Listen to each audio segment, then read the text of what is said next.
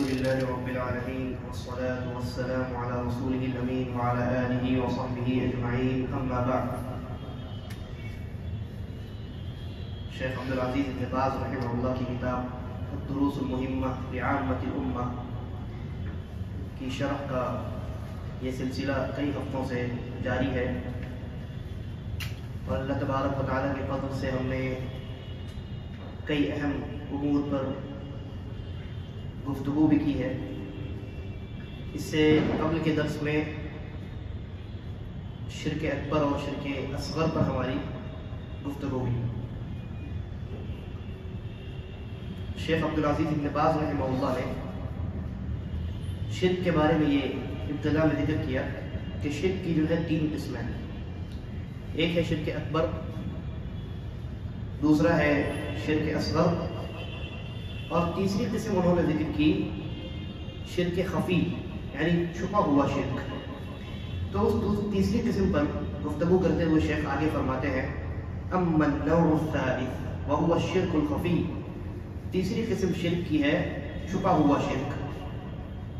فدلیلہ قول النبی صلی اللہ علیہ وسلم، اس کی دلیل رسول اللہ صلی اللہ علیہ وسلم کا یہ فرمان ہے. آپ نے صحابہ کو کہا، مخاطب کیا، کہا الا اخبرکم بما هو اخوف عندي بما هو اخوف علیکم عندي من المسیح الدجال.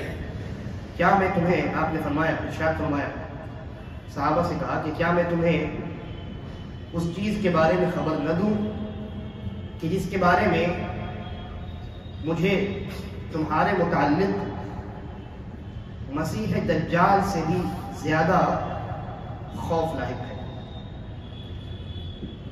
ایسی چیز کہ جس میں مبتلا ہونا یہ تمہارے لیے دجال کے فتنے میں مبتلا ہونے سے زیادہ ڈرانے والا ہے اور زیادہ آسان ہے. قالوا بلا یا رسول اللہ، انہوں نے کہا اللہ کے رسول ضرور، کیوں نہیں.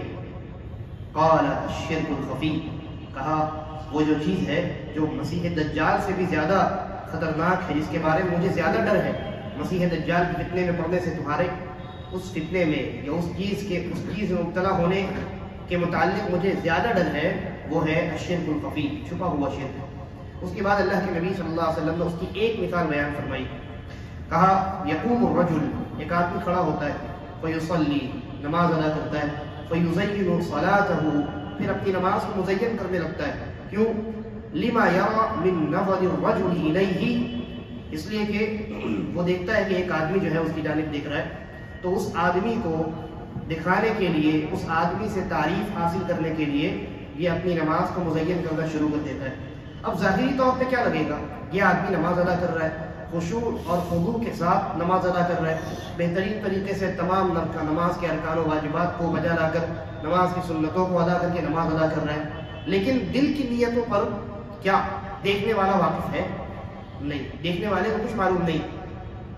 تو یہ جو اس کی نیت میں ریا شامل ہو گئی ہے، ریا شامل ہو گیا ہے، دکھاوا، ریا اور نمود جو اس کی نیت میں وہ داخل ہو گیا ہے، تو یہ چھپا ہوا معاملہ ہے، یہ چھپی ہوئی چیز ہے جس پر اللہ رب العالمین کے علاوہ اور اس آدمی کے علاوہ ظاہری طور پہ لوگ مطلع نہیں ہو پاتے، لوگ واقف نہیں ہو پاتے. اسی لیے اس کو شرک خفی کہا جاتا ہے، اور یہ بڑا خطرناک ہے. اس لیے کہ اگر شرک جلی ہو، شرک جلی یعنی ظاہر شرک، جیسا کہ بات آئے گی ابھی، انسان ظاہری طور پہ اگر شرک کرے، مثلا کسی نے غیر اللہ کی قسم کھا لی، شرک اصغر ہے، لیکن شرک یہ واضح شرک ہے نا، تو آپ اس کو ٹوک سکتے ہیں، روک سکتے ہیں، منع کر سکتے ہیں، نصیحت کر سکتے ہیں، متنبہ کر سکتے ہیں. لیکن ایک آدمی نماز ادا کر رہا ہے، ظاہری طور پہ سب ٹھیک ٹھاک ہے، دل میں ریا داخل ہوا، نیت اس کی جو خالص تھی اب وہ ملاوٹ والی ہو گئی، تو اس چیز پر دیکھنے والا آدمی اس چیز سے واقف ہی نہیں ہے، تو اس کو کیسے نصیحت کرے گا؟ اور جب وہ کوئی نصیحت کرنے والا نہیں ہے تو اس آدمی کے اس شرک میں پڑنے کا خدشہ کس قدر بڑھ جاتا ہے. ظاہری طور پہ شرک کرے گا، کوئی نہ کوئی اس کو ٹوک دے گا، لیکن اگر دل میں اور مخفی طور پہ اگر انسان کے اندر شرک داخل ہو جائے، کوئی روکنے ٹوکنے والا نہ ہو، تو اس آدمی کا اس شرک سے بچنا بنسبت زیادہ مشکل ہو جاتا ہے. تو اللہ کے نبی صلی اللہ علیہ وسلم نے یہ مثال بیان فرمائی اور کہا امام شیخ عبدالعزیز بن باز کہتے ہیں اس روایت کے بارے میں رواہ الامام احمد فی مسندہ عن ابی سعید الخدری رضی اللہ عنہ کہ یہ مسند احمد کے اندر امام احمد نے اس روایت کو روایت کیا ہے اور راوی جو ہے اس کے حضرت ابو سعید الخدری رضی اللہ عنہ ہے۔ دیکھیے یہ جو تیسری قسم شیخ نے بیان کی شرک اکبر شرک اصغر کے بعد تیسری قسم شرک خفی، چھپا ہوا شرک، جیسا کہ میں نے عرض کیا اس کو چھپا ہوا شرک اس لیے کہتے ہیں کیونکہ یہ ظاہری طور پہ واضح نہیں ہوتا، ظاہری طور پہ دکھائی نہیں دیتا، باطنی طور پہ دل کے اندر رہتا ہے، ارادے میں نیت میں یہ چیزیں موجود ہوتی ہیں، یہ شرک موجود ہوتا ہے، لیکن ظاہری اعمال میں انسان اس کو دیکھ نہیں پاتا ہے، نہ اس کو سنا جا سکتا ہے نہ دیکھا جا سکتا ہے، نہ اس کو سنا جا سکتا ہے اور نہ دیکھا جا سکتا ہے، اس لیے یہ چھپا ہوا شرک ہے، سوائے رب العالمین کے اور اس آدمی کے، بلکہ کبھی کبھی اس آدمی کو بھی علم نہیں ہوتا، دوسرے لوگ تو بہت دور ہے کہ وہ اس شرک سے واقف ہو سکے۔ اس لیے علماء نے جو ہے شرک کی ایک شرک اکبر شرک اصغر یہ ایک ڈویژن ہے، ایک اور ڈویژن جو علماء نے بیان کیا ہے، لکھا ہے، ذکر کیا ہے، وہ ہے شرک جلی اور شرک خفی، شرک جلی اور شرک خفی۔ شرک جلی یعنی شرک ظاہری شرک، اور شرک خفی یعنی مخفی، چھپا ہوا شرک، چھپا ہوا شرک۔ نبی اکرم صلی اللہ علیہ وسلم کی وہ حدیث یاد کیجیے جس سے پہلے بھی گزر چکی ہے، اللہ کے نبی صلی اللہ علیہ وسلم فرمایا کہ لَلشِّرْكُ فِيكُمْ أَخْفَى مِنْ دَبِيبِ النَّمْلِ، کہ چونٹی کے چلنے کی جو آواز ہوتی ہے اس سے بھی خفیف ہلکا ہے یہ شرک، کیونکہ چھپا ہوا، یہاں شرک خفی کی بات ہو رہی ہے نا، ظاہری شرک کی بات نہیں ہو رہی۔ اللہ کے نبی صلی اللہ علیہ وسلم کے اس فرمان کا مطلب یعنی شرک انسان کے اندر داخل ہو جاتا ہے مخفی طور پہ، پوشیدہ طور پہ، سامنے والے کو دیکھنے والا کچھ نہیں سمجھ پاتا ہے، دیکھنے والا سمجھتا ہے پکا موحد انسان ہے، مسلمان ہے، لیکن در حقیقت اس کے دل کے اندر چھپا ہوا شرک موجود ہوتا ہے۔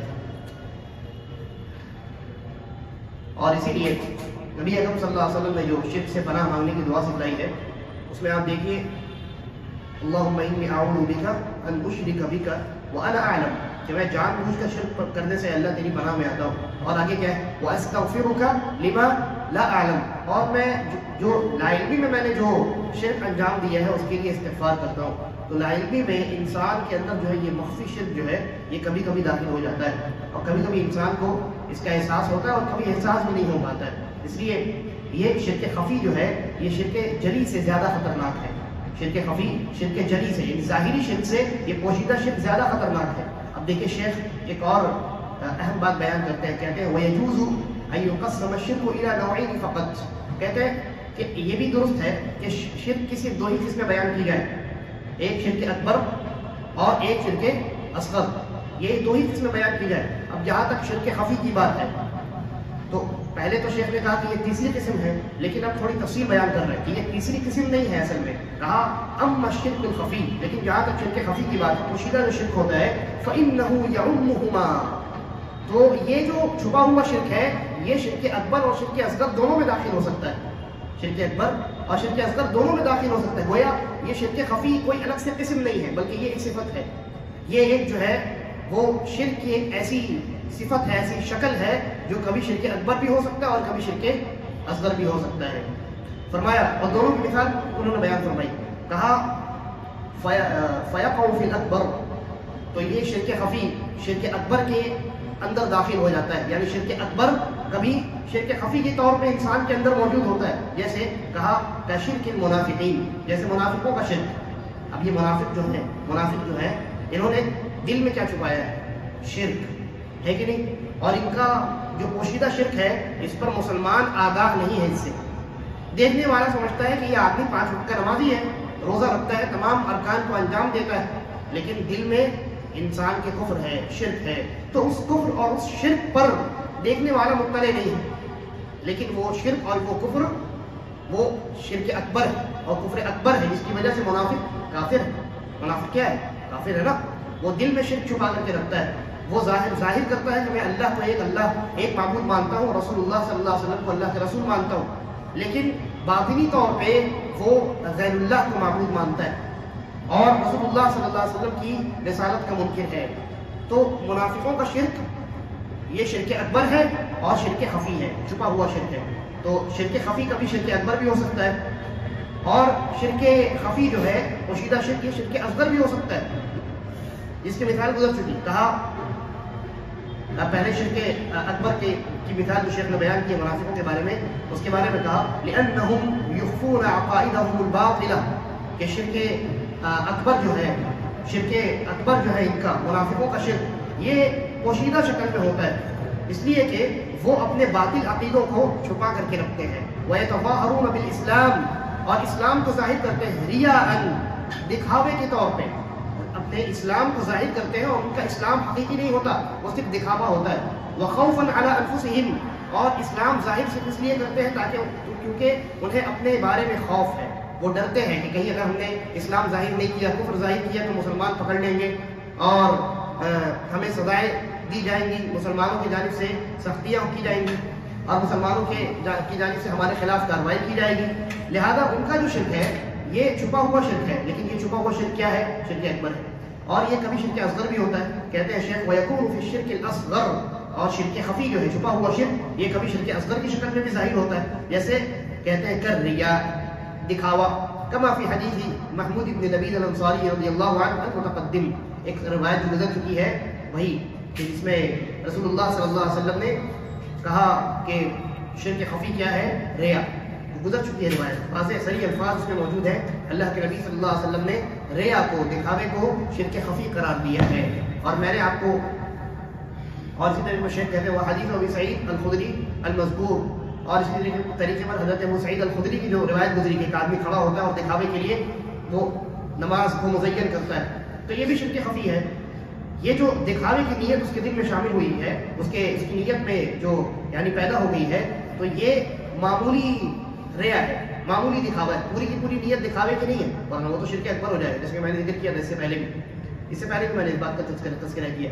بہرحال تو یہ جو شرک خفی ہے، بلکہ آپ یہ کہہ لیجیے کہ شرک جلی اور شرک خفی دونوں کے دونوں، شرک جلی اور شرک خفی یعنی ظاہری شرک اور چھپا ہوا شرک، یہ دونوں شرک اکبر اور شرک اصغر ان دونوں میں داخل ہو سکتے ہیں، ان دونوں میں داخل ہو سکتے ہیں. دیکھیے ایک بار ہم مثال دیکھ لیتے ہیں. شرک جلی جو ہے،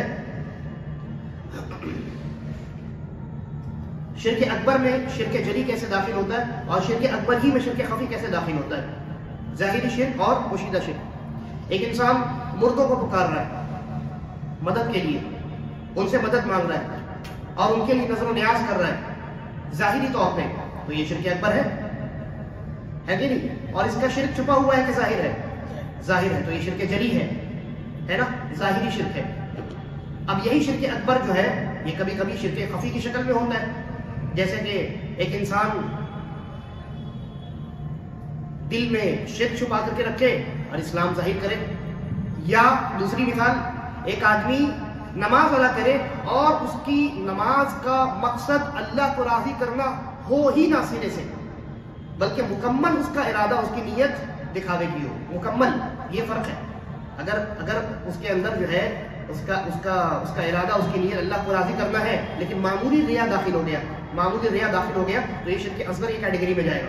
لیکن اللہ کو راضی کرنے کا ارادہ ہی نہیں ہے، صرف دکھانا، صرف دکھاوا اور ریا اور نمود اس کا مقصد ہے، تو ایسی صورت میں یہ کیا ہے؟ یہ شرک اکبر ہو گیا. اس نے نماز اللہ کے لیے پڑھی ہی نہیں ہے، تو یہ شرک اکبر ہو گیا. اب یہ شرک اصغر نہیں ہے. یہ جو شرک اکبر ہے یہ بھی پوشیدہ ہے کہ نہیں؟ انسان نیت پر تو واقف نہیں، دل کے ارادوں پر اللہ رب العالمین کے علاوہ کون مطلع ہے؟ کوئی واقف نہیں، کوئی آگاہ نہیں. تو شرک اکبر میں کبھی شرک ظاہر ہوتا ہے اور کبھی شرک پوشیدہ ہوتا ہے، شرک خفی ہوتا ہے. اور ان دونوں میں زیادہ خطرناک کون سا ہے؟ شرک خفی. شرک خفی یہ زیادہ خطرناک ہے، اس لیے کہ اس شرک پر کوئی دوسرا خیرخواہی کا مظاہرہ نہیں کر سکتا، نصیحت نہیں کر سکتا، روک ٹوک نہیں کر سکتا، آپ کو تنبیہ نہیں کر سکتا، آپ کی اصلاح کی کوشش ہی نہیں کر سکتا، ہے نا؟ تو یہ زیادہ خطرناک ہے. اسی طریقے پر شرک جلی اور شرک خفی یہ دونوں شرک اصغر میں بھی داخل ہوتے ہیں.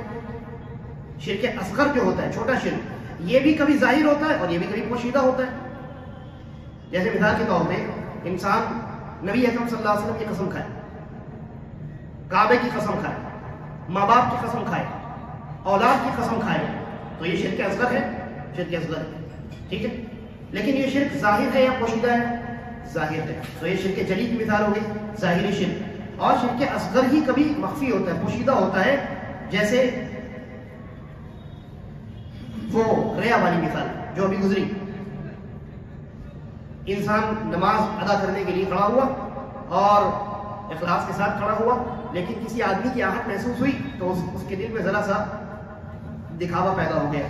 تو یہ جو معمولی دکھاوا پیدا ہوا ہے یہ شرک ہے. اللہ کے نبی صلی اللہ علیہ وسلم نے ریا کو شرک خفی سے تعبیر کیا ہے حدیث کے اندر. لیکن یہ شرک اصغر ہے یا اکبر ہے؟ اصغر ہے. اور یہ ظاہر ہے یا پوشیدہ ہے؟ پوشیدہ ہے. تو شرک اکبر بھی کبھی ظاہر ہوتا ہے جسے شرک جلی کہتے ہیں، اور شرک اکبر بھی کبھی پوشیدہ ہوتا ہے جسے شرک خفی کہتے ہیں. اور اسی طریقے پر شرک اصغر بھی کبھی ظاہر ہوتا ہے جسے شرک جلی کہتے ہیں، اور شرک اصغر بھی کبھی پوشیدہ ہوتا ہے جسے شرک خفی کہتے ہیں. تو الگ الگ اعتبار سے علماء نے شرک کو تقسیم کیا ہے. دیکھیے کئی اعتبار، یعنی آپ دیکھ لیجئے علماء کے کلام کا اگر آپ مطالعہ کیجئے گا، شیخ عبدالرزاق البدر حفظہ اللہ نے بھی اس کی شرح میں لکھا ہے. اس کتاب کی شرح جو ہم کر رہے ہیں اس کی شرح بڑی عمدہ ہے عربی میں. تو اس میں انہوں نے تقریباً 3 تقسیمات کا تذکرہ کیا ہے. شرک کو 3 اعتبار سے الگ الگ شکلوں میں تقسیم کیا جا سکتا ہے. سب سے پہلے تو توحید کی 3 قسمیں ہیں نا، توحید ربوبیت، توحید الوہیت اور توحید اسماء و صفات. تو شرک کی بھی 3 قسمیں ہو گئی، ربوبیت میں شرک، الوہیت میں شرک اور اسماء و صفات میں شرک. پھر اسی طریقے پر شرک کی 2 قسمیں بیان کی گئی ہے اس کے حجم کے اعتبار سے، سائز کے اعتبار سے، یعنی شرک اکبر اور شرک اصغر. اور شرک کی تیسری جو تقسیم ہے، تیسری جو ڈویژن ہے وہ ظاہر اور پوشیدہ ہونے کے اعتبار سے ہے، شرک جلی اور شرک خفی. ٹھیک ہے. تو الگ الگ اعتبارات سے علماء نے، اور بھی کئی تقسیمات ہیں، علماء نے شرک کو یعنی الگ الگ اعتبارات سے الگ الگ قسموں میں تقسیم کیا ہے. بہرحال تو یہ شرک ہے. شرک اب چاہے ربوبیت میں ہو، الوہیت میں ہو، یا اسماء و صفات میں ہو، یا اسی طریقے پر شرک اکبر ہو یا شرک اصغر ہو، یا شرک جلی ہو یا شرک خفی ہو، انسان کو شرک سے بہت دور رہنا ہے. انسان کو شرک سے بہت دور رہنا ہے، اور ہمیشہ اللہ تبارک و تعالیٰ سے دعا کرتے رہنا ہے کہ اے اللہ تو ہمیں شرک سے، ہر قسم کے شرک سے محفوظ رکھ. رسول اللہ صلی اللہ علیہ وسلم نے حضرت ابوبکر صدیق رضی اللہ عنہ کو شرک سے محفوظ رہنے کی دعا سکھلائی. دیکھیے اندازہ لگائیے، حضرت ابوبکر صدیق رضی اللہ عنہ یہ انبیاء کے بعد افضل ترین انسان ہے تمام انسانوں میں. اور اس بات پر امت کا اتفاق ہے، اس بات پر اہل سنہ والجماعہ کا اتفاق ہے. شیعوں نے اس میں اختلاف کیا ہے، لیکن اہل سنہ والجماعہ کا اتفاق ہے اس بات پر. خود صحابہ کرام کا اتفاق. حضرت عبداللہ بن عمر رضی اللہ عنہما، ان سے مروی ہے صحیح بخاری کے اندر ہے غالباً، وہ فرماتے ہیں کہ رسول اللہ صلی اللہ علیہ وسلم کے زمانے میں ہم حضرت ابوبکر کے برابر کسی کو سمجھتے ہی نہیں تھے. تو تمام انبیاء میں سب سے افضل جناب محمد رسول اللہ صلی اللہ علیہ وسلم، اور انبیاء کے بعد تمام انسانیت میں افضل ترین انسان کون ہے؟ ابوبکر صدیق رضی اللہ عنہ. ان کو رسول اللہ صلی اللہ علیہ وسلم شرک سے محفوظ رہنے کی دعا سکھا رہے ہیں. تو ہمیں اور آپ کو کتنی ضرورت ہے، ہم کس قدر یعنی کوتاہ ہے اپنے اعمال میں، اور کس قدر لاپرواہ ہے. ہمارے اعمال میں شرک ظاہری اور مخفی، پوشیدہ اور یعنی پوشیدہ طور پہ اور ظاہری طور پہ دونوں طریقے سے داخل ہوتا رہتا ہے. لہذا ہمیں مجاہدہ بھی کرنا ہے اور دعا بھی کرنی ہے. ان دونوں چیزوں کو ہمیں لازم پکڑنا ہے. تو اب یہاں تک جو ہے یہ شرک کی بحث مکمل ہوئی، یہاں تک شرک کی بحث مکمل ہوئی. اب اس کے بعد الدرس الخامس ہے، 5واں درس. اور میں نے ذکر کیا تھا کہ 5واں درس جو ہے یہ احسان کے بارے میں ہے. سب سے پہلے ہم نے کیا پڑھا؟ اسلام کے 5 ارکان. اس کے بعد ہم نے کیا پڑھا؟ ایمان کے 6 ارکان. اب اس کے بعد احسان ہے. احسان کے بارے میں شیخ فرماتے ہیں، کہتے ہیں الدرس الخامس، 5واں درس الاحسان. اس کے بعد کہتے ہیں رکن الاحسان وهو ان تعبد الله كأنك تراه فإن لم تكن تراه فإنه يراك. کہ احسان کا صرف ایک ہی رکن ہے، احسان کا ایک ہی رکن ہے، اور وہ یہ ہے کہ آپ عبادت ایسے کریں گویا آپ اللہ کو دیکھ رہے ہیں، یا یہ تصور پیدا ہو کہ آپ عبادت کر رہے ہیں اور اللہ آپ کو دیکھ رہے ہیں. احسان جو ہے اس کا لفظی معنی ہوتا ہے کسی عمل کو خوبصورت طریقے سے، مکمل طریقے سے انجام دینا. احسان کا لفظی معنی کیا ہوتا ہے؟ کسی عمل کو بہترین طریقے سے، مکمل طریقے سے انجام دینا، یہ احسان کا لفظی معنی ہے۔ اور جب احسان شریعت کی اصطلاح میں، شریعت کے معاملات میں، عبادات کے یعنی عبادات کے متعلق جب احسان کا لفظ استعمال کیا جائے تو اس کا معنی کیا ہوگا؟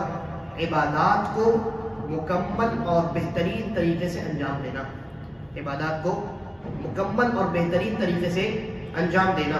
مکمل طریقے سے انجام دینا یعنی کوئی بھی عبادت، اس کے جو شروط ہیں ان کو بجا لانا، اس کے جو ارکان ہیں ان کا اہتمام کرنا، واجبات کو ادا کرنا اور سنتوں کا بھی خیال رکھتے ہوئے اس عبادت کو انجام دینا، اور خشوع اور خضوع کے ساتھ اللہ رب العالمین کی جانب متوجہ ہو کر کے اخلاص کے ساتھ اس عبادت کو انجام دینا، یہ احسان ہے، یہ احسان۔ اور یہ دین کے 3 مراتب ہیں، دین کے 3 مراتب ہیں۔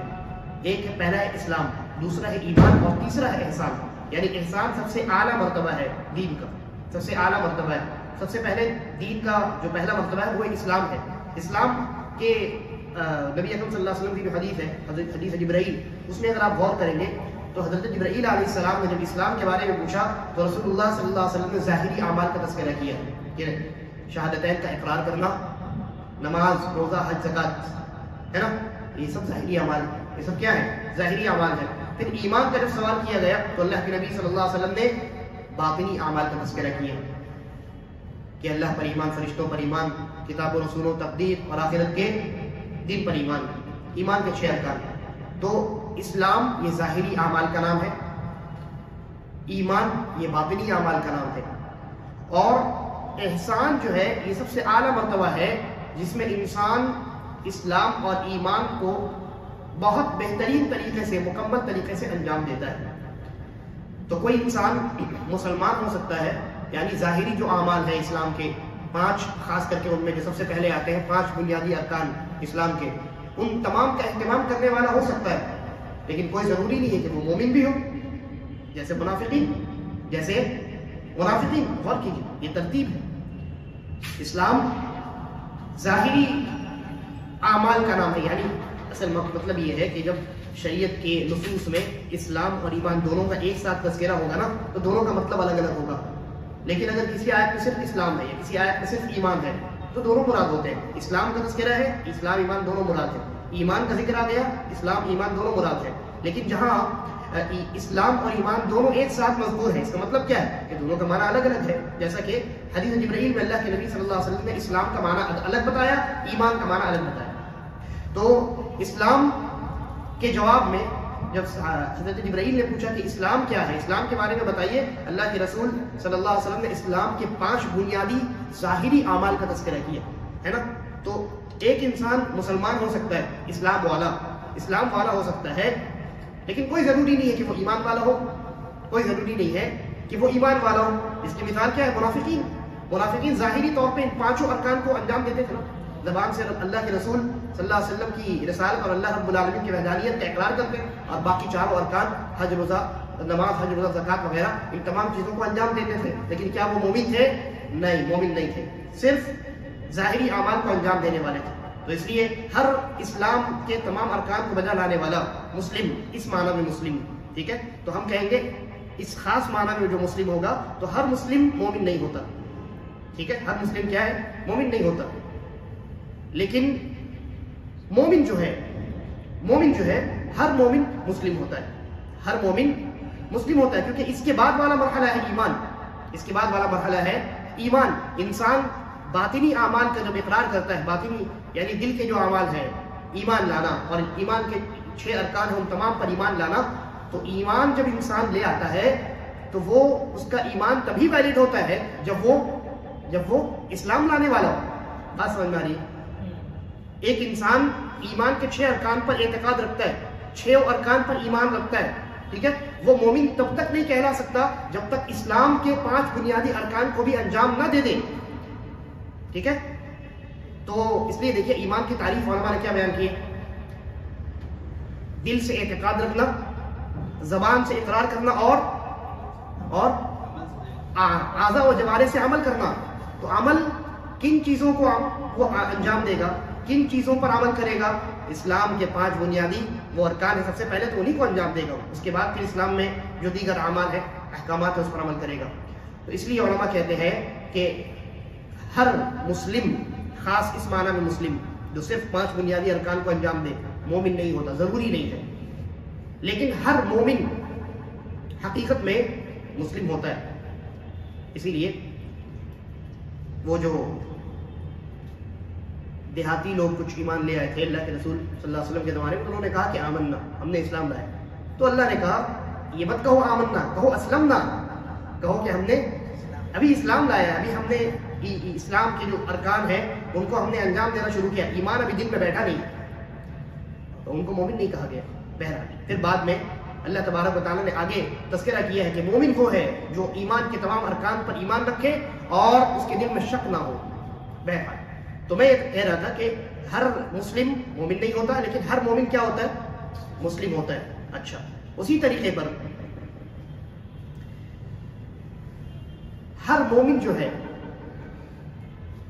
جو مسلم تو ہے, لیکن کوئی ضروری نہیں ہے کہ ہر مومن محسن بھی ہو.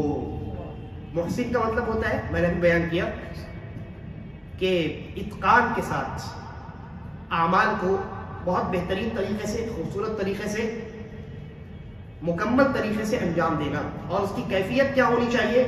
اللہ کے رسول نے کیا بتلائی؟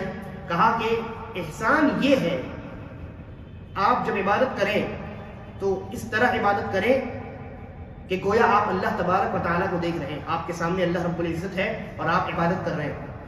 تو اللہ رب العزت آپ کے سامنے ہے اور آپ اس کے سامنے عبادت کریں تو کیا کیفیت پیدا ہوگی؟ وہ کیفیت پیدا ہونی چاہیے اس تصور کے ساتھ.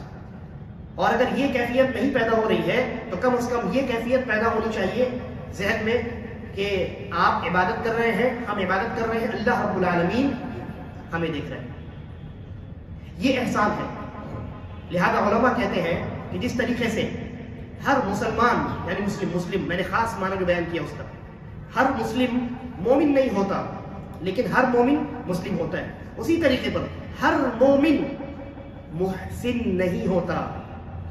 ہر مومن محسن نہیں ہوتا لیکن ہر محسن جو ہے وہ مومن اور مسلم دونوں ہوتا ہے.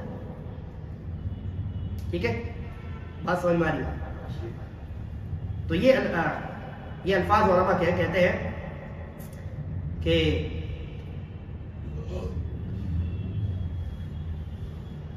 کل محسن مؤمن مسلم, ہر محسن مومن اور مسلم دونوں ہوتا ہے. وَلَيْسَ كُلُّ مُؤْمِنٍ مُحْسِنًا, لیکن ہر مومن احسان کے درجے تک پہنچ جائے ضروری نہیں. تو یہ احسان ہے. یہ جو 3 درجات ہیں, اسلام, ایمان اور احسان, ان میں سب سے اعلیٰ درجہ, اعلیٰ مرتبہ احسان کا ہے. انسان اس مرتبے پر پہنچ جائے اسلام اور ایمان کے بعد کہ وہ اعمال جب انجام دے, اللہ کی جب عبادت کرے اس کیفیت کے ساتھ کرے کہ اللہ رب العالمین کو وہ دیکھ رہا ہے اپنے سامنے, تو اس کیفیت کے نتیجے میں اس کے دل میں خشوع پیدا ہوگا, ہے کہ نہیں؟ اخلاص واللہیت کے اندر پختگی آئے گی اور اس کی عبادت بہترین ہوگی. اور اگر یہ کیفیت نہ پیدا ہو تو کم از کم اتنا پیدا ہونا ضروری ہے عبادت کی صحت کے لیے, قبولیت کے لیے, کہ اللہ رب العالمین اس انسان کو دیکھ رہا ہے, اس انسان پر اللہ رب العالمین کی نظر ہے.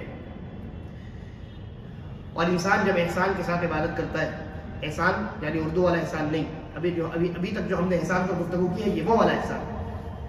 تو انسان جب احسان کے ساتھ گفتگو کرتا ہے تو انسان کی عبادت میں خشیت پیدا ہوتی, خوف پیدا ہوتا ہے, ہیبت اللہ کی اس کے دل میں پیدا ہوتی, ساتھ ساتھ اللہ رب العالمین کی تعظیم بھی اس کے دل میں پیدا ہوتی. تو بس اندازہ لگائیے آپ, ایسی عبادت جس میں اللہ کا خوف ہو, خشیت ہو, اور اللہ کی ہیبت ہو, اور اللہ رب العالمین کی تعظیم اس عبادت میں شامل ہو, وہ کیسی اعلیٰ قسم کی عبادت ہوگی, ہے نا؟ انہی کے بارے میں اللہ تبارک و تعالیٰ نے قرآن مجید میں تذکرہ کیا ہے, ان اللہ مع الذین اتقوا والذین هم محسنون, کہ جو تقوی اختیار کرنے والے ہیں اور جو عبادات میں محسن ہیں, احسان کے ساتھ عبادت کرنے والے ہیں, اللہ رب العالمین ان کے ساتھ. تو اللہ کا خاص ساتھ ایسے لوگوں کو, ایسے محسنین کو عطا کیا جاتا ہے. اللہ کی معیت خاصہ، خاص معیت ایسے لوگوں کو ملتی ہے، یعنی اللہ تبارک و تعالیٰ ان لوگوں کے ساتھ ہوتا ہے، ان لوگوں کی رہنمائی کرتا ہے، ان لوگوں کی حفاظت کرتا ہے، نیکیوں کی توفیق دیتا ہے، برائیوں سے اللہ تبارک و تعالیٰ ان کو روکتا ہے۔ تو احسان کے ساتھ عبادت کرنے کا فائدہ، پہلا فائدہ کہ اللہ رب العالمین کی خاص معیت، اللہ کا خاص ساتھ انسان کو حاصل ہوتا ہے۔ اسی طریقے پر احسان کے ساتھ عبادت کرنے کا دوسرا فائدہ، اللہ تبارک و تعالیٰ نے کہا ان اللہ یحب المحسنین، احسان کے ساتھ عبادت کرنے والوں سے اللہ رب العالمین محبت کرتا ہے۔ تو دوسرا فائدہ کیا ہوا؟ محبت، اللہ رب العالمین کی محبت اگر چاہیے تو عبادات میں احسان پیدا کرنے کی ضرورت ہے۔ اور تیسرا فائدہ، اللہ رب العالمین خوب بڑھا چڑھا کر کے ایسے لوگوں کو جو احسان کے ساتھ عبادت کرتے ہیں ثواب اور اجر سے نوازتا ہے۔ فرمایا للذین احسنوا الحسنى وزیادہ، للذین احسنوا، جو اپنے اعمال میں عبادات میں احسان سے کام لیتے ہیں، احسان کے ساتھ یعنی اس کیفیت کے ساتھ وہ عبادت کرتے ہیں کہ یا تو وہ اللہ کو دیکھ رہے ہیں یا وہ اللہ رب العالمین ان کو دیکھ رہا ہے۔ عبادات میں یہ کیفیت پیدا ہوتی ہے، اللہ نے کہا للذین احسنوا الحسنى وزیادہ، کہ ان کے لیے نیکیاں ہیں، ان کے لیے بھلائیاں تو ہیں اور بہت زیادتی اللہ تبارک و تعالیٰ ان کی نیکیوں میں اور ان کے اجر میں، ثواب میں اللہ رب العالمین کرتا ہے۔ تو یہ عظیم فوائد ان لوگوں کو حاصل ہوتے ہیں جو اپنی عبادات میں احسان کا خیال رکھتے ہیں۔ اور احسان دین کے اعلیٰ، سب سے اعلیٰ مرتبہ ہے، دین کا سب سے اعلیٰ مرتبہ ہے تینوں مراتب میں۔ اور یہ جو احسان ہے یہ آسانی سے حاصل نہیں ہوتا، عبادات میں احسان یہ آسانی سے پیدا نہیں ہوتا، بلکہ یہ صبر سے، نفس کے ساتھ مجاہدے سے اور مداومت سے پیدا ہوتا ہے۔ تین چیزیں علماء نے ذکر کی۔ سب سے پہلی چیز ہے صبر۔ عبادت میں کس چیز پر صبر؟ اخلاص و للہیت کو برقرار رکھنے پر صبر، نفس کے ساتھ مجاہدہ، نفس پر قابو، تاکہ نفس آپ کو دوران عبادت کہیں اور نہ لے جائے، اور جو خالص نیت ہے للہیت والی اس میں ریاء کی آمیزش نہ ہو جائے، ملاوٹ نہ ہو جائے۔ اور تیسری چیز مداومت، یعنی برابری کے ساتھ، ہمیشگی کے ساتھ انسان عبادات میں لگا رہے، تب جا کر کے انسان کے اندر جو ہے، انسان کی عبادات میں احسان پیدا ہوتا ہے، یہ کیفیت پیدا ہوتی ہے جب وہ عبادت کرتا ہے کہ وہ اللہ رب العالمین کے سامنے کھڑا عبادت کر رہا ہے، یا یہ کیفیت ضرور پیدا ہوتی ہے کہ اللہ رب العالمین اس کو عبادت کرتے ہوئے دیکھ رہا ہے۔ انسان کہیں داخل ہوتا ہے، گیٹ پہ اگر یہ لکھا ہو کہ آپ سی سی ٹی وی کے نظر میں، کیمرے کی آنکھ آپ کو دیکھ رہی ہے، تو وہاں انسان کوئی غلط کام نہیں کرتا، اور جو اچھا کام کرتا ہے وہ بھی بہت اچھے ڈھنگ سے کرنے کی کوشش کرتا ہے۔ ایگزام ہال میں اگر کیمرہ لگا دیا جائے ایگزام ہال میں، تو طالب علم کبھی تاک جھانک نہیں کرے گا، ساتھ ساتھ وہ جو ایگزام دے رہا ہے معلوم ہے کہ کیمرے کی آنکھ دیکھ رہی ہے، ایک دم خوب بہترین رائٹنگ سے لکھے گا اور کوشش کرے گا کہ اپنا وہ 100% وہاں پر پیش کرے۔ یہی تو احسان ہے۔ عبادت میں احسان یہ ہے کہ آپ جب عبادت کریں تو یہ خیال، یہ تصور، یہ کیفیت پیدا ہو کہ ہم اور آپ اللہ رب العالمین کے سامنے کھڑے عبادت کر رہے ہیں، ہم اللہ کو دیکھ کر کے عبادت کر رہے ہیں، یہ کیفیت پیدا ہو۔ اور اگر یہ کیفیت تو بعض لوگوں کی ہو سکتا ہے ذہن میں نہ آ سکے، اس کیفیت، اس تصور تک وہ نہ پہنچ سکے، تو کم از کم یہ تصور پیدا ہو کہ اللہ رب العالمین کی نظر ہمارے اوپر ہے، اللہ رب العالمین ہمیں دیکھ رہا ہے۔ یہ ہے احسان۔ پانچواں سبق ہو گیا دین کے 3 مراتب، ان تینوں پر ہماری گفتگو مکمل ہوئی۔ سب سے پہلا اسلام تھا، وہ ہم نے اس پر تفصیلی گفتگو کی، اس کے بعد ایمان تھا، اور اس کے بعد احسان۔ تو ان تینوں پر ہماری گفتگو مکمل ہوئی۔ اس کے بعد الدرس السادس ہے، چھٹا درس۔ کتنے بجے سے شروع ہوا تھا؟ 8:45 سے۔ الدرس السادس، اب یہاں سے جو ہے چھٹے درس سے، اب اس سے پہلے کا جو جتنے ابواب تھے، یعنی جتنے دروس تھے اس سے پہلے کے چیپٹرز جتنے تھے، ان تمام کا تعلق عقائد سے تھا۔ اب یہاں سے چھٹے درس سے جو چیزیں آ رہی ہیں، جن چیزوں کا بیان آ رہا ہے، ان کا تعلق عبادات سے ہے بطور خاص، اور خاص کر کے نماز سے۔ آگے اور بھی چیزیں، تو شیخ فرماتے ہیں الدرس السادس، چھٹا درس، شروط الصلاۃ، نماز کی شرطیں۔ اس کے بعد نماز کے ارکان کا بیان ہوگا، اس کے بعد نماز کے واجبات کا بیان ہوگا، اس کے بعد نماز کی سنتوں کا بیان ہوگا۔ اور یہ نماز کے یہ شروط، ارکان، واجبات اور سنتیں، ان چاروں کو سمجھنا بہت زیادہ ضروری ہے، بہت زیادہ ضروری ہے۔ اس لیے کہ آپ نے اگر ان کو سمجھا نہیں تو ان کو ملحوظ رکھ کر آپ عبادت نہیں کر پائیں گے۔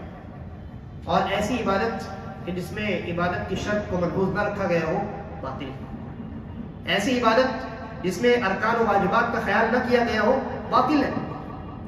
اور اگر سنتوں کا خیال نہ رکھا گیا تو ثواب میں کمی واقع ہو جاتی ہے۔ لہذا ان کو سمجھنا بہت ضروری ہے۔ پھر یہ بھی سمجھنا ضروری ہے کہ اگر ان میں کبھی انسان سے غلطی ہو جائے تو کیا کرے انسان۔ بڑی اہم چیز ہے، خاص کر کے نماز کے متعلق، کیونکہ نماز ایسی عبادت ہے جس کے درمیان اگر غلطی ہو جائے تو آپ دوران نماز کس سے پوچھیں گے؟ بغل والے نمازی سے نہیں پوچھ سکتے، تو مفتی سے کیسے پوچھیں گے؟ اسی عالم سے کیسے آپ اس وقت دوران نماز کال کر کے پوچھ سکتے ہیں؟ نہیں پوچھ سکتے۔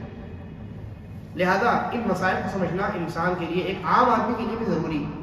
ایک عام آدمی کے لیے بھی، مرد ہو یا عورت ہو، جو بالغ ہو چکا ہے انسان، لڑکا ہو یا لڑکی ہو، یہ تمام مسائل سمجھنا، سیکھنا واجب ہے، فرض عین ہے۔ یعنی اس کے اوپر اگر نہیں سیکھے گا اور غلطی کرے گا تو گنہگار ہوگا اللہ کے، کیونکہ یہ ان کا تعلق دین کے بنیادی ارکان میں سے ہے۔ اور نماز، یعنی نماز دین کے بنیادی ارکان میں ایک رکن ہے، ان کا تعلق نماز سے ہے۔ اور نماز ایسی عبادت ہے کہ اگر یہ مردود ہوئی قیامت کے دن تو باقی تمام اعمال مردود ہو جائیں گے۔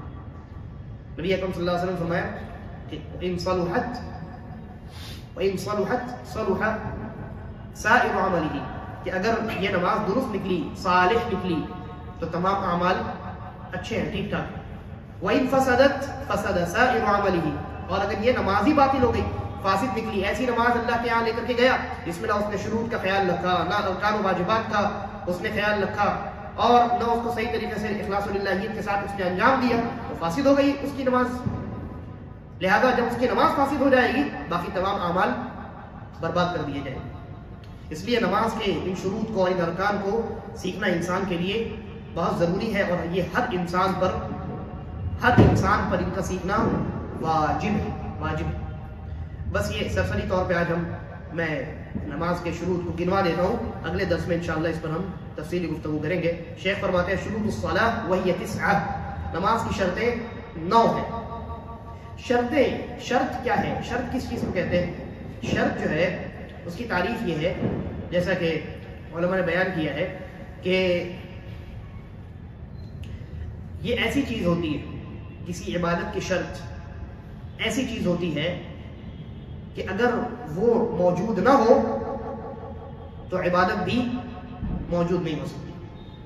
ٹھیک ہے، غور سے سنیے۔ اگر جس چیز کو عبادت کی شرط قرار دیا گیا ہے، اگر وہ چیز موجود نہ ہو تو وہ نماز بھی موجود نہیں ہوگی۔